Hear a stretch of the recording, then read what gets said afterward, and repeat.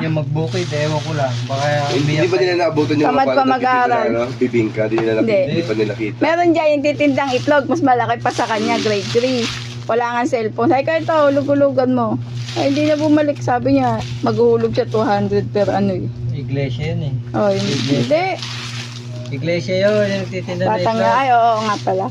Isa nawalan. Oo, sige, salamin mo. Ayan na naman, sinaksak mo na naman. Eh, Tapos bitbitin na naman yan. Huwag mo mo. Lugi. Kaya nga, wag mo nang ganunin. Lugi tayo eh. Nung nakaraan, ganun nangyari. Wala, lugi. Kaya pala masakit sa mata, baliktad pala yung isa. Utang inang magbenta sa akin ito. Yun!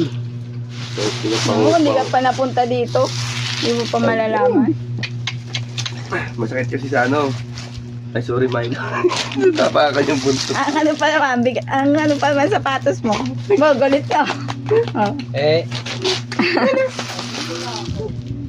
Oh, ba't na tayo? Uwi na ako eh. Nagsalamin lang ako eh. Oh. hello. Meron ka pa meron pa doon siya doon mga sasalinan.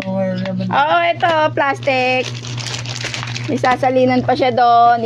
Idalin mo din to sa kanya. Oh.